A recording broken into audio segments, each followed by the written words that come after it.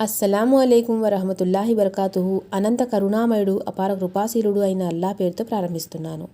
ఉపవాసులకు స్వర్గంలోని ఒక ద్వారం ప్రత్యేకించబడింది. హజరత్ సాహెల్ బిన్ సాద్ రజిల్లాహు గారి ఉల్లేఖనం ప్రకారం దైవప్రవక్త సల్లల్లాహు అలైహి వసల్లం వారు సెలవిచ్చారు, స్వర్గానికి 8 ద్వారాలున్నాయి. వీటిలో ఒక ద్వారాన్ని రయ్యాన్ అని అంటారు. ఈ ద్వారం గుండా కేవలం ఉపవాసాలు ఉన్నవారు మాత్రమే ప్రవేశించగలరు అని చెప్తున్నారు. అయితే రయ్యాన్ అంటే అర్థం ఏమిటి? దీని అర్థం ఏంటంటే, రయ్యాన్ అంటే దప్పిక తీర్చేది, నీరు సరఫరా చేసేది అని. రయ్యాన్ అంటే దప్పిక తీర్చే ఒక ద్వారం అని దీని యొక్క అర్థం. స్వర్గద్వారాలంటే అర్థం బాహ్యంలో కనిపించే గొప్ప సత్కార్యాలని అర్థం అన్నమాట. వీటి వలన మనిషి స్వర్గ ప్రవేశానికి అర్హుడవుతాడు. ఉదాహరణకు, ఒక మనిషి దాత లేదా దానశీలుడు, దైవ మార్గంలో ఖర్చు చేసేవాడే ఉంటాడు.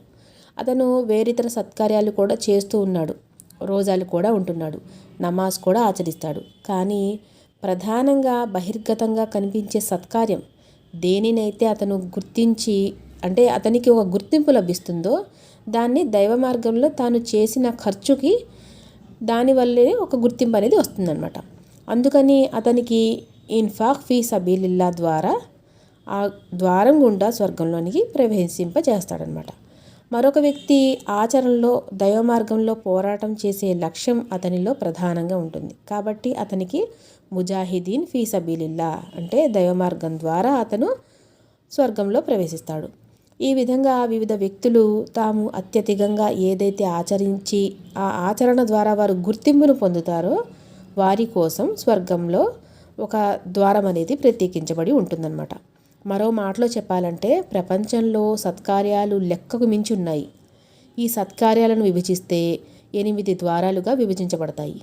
ఈ 8 ద్వారాలు కూడా ఎవరు దేని ద్వారా ప్రవేశంకి అర్హులవుతారో వారికి మాత్రమే కేటాయించడం జరిగింది. ఇక్కడ ప్రస్తావించిన రయ్యాన్ ద్వారా ఏదైతే ఆ ద్వారం ఉందో దానిలో కేవలం ఉపవాసులు మాత్రమే వెళ్తారు. వారికి స్వర్గ ప్రవేశం అనేది దొరుకుతుంది. దీని అర్థం ఏమిటంటే, రోజా అయితే 50 మంది ఉంటారు. ముస్లింలో చాలామంది రోజాలు పాటిస్తారు, కానీ కొందరు మాత్రమే ఎక్కువ రోజాలు పాటిస్తారు. కాబట్టి వారికి ప్రతిఫలం కూడా తప్పకుండా లభించాలి. వీరు శ్రద్ధగా రోజాలు పాటించి అల్లాకు ప్రీతిపాత్రునిగా చేసే ప్రయత్నం చేస్తారు. కాబట్టి ఈ ద్వారం అలాంటి వారి కోసం ప్రత్యేకించడం జరిగింది. అస్సలాము అలైకుం వరహమతుల్లాహి వబరకాతుహు.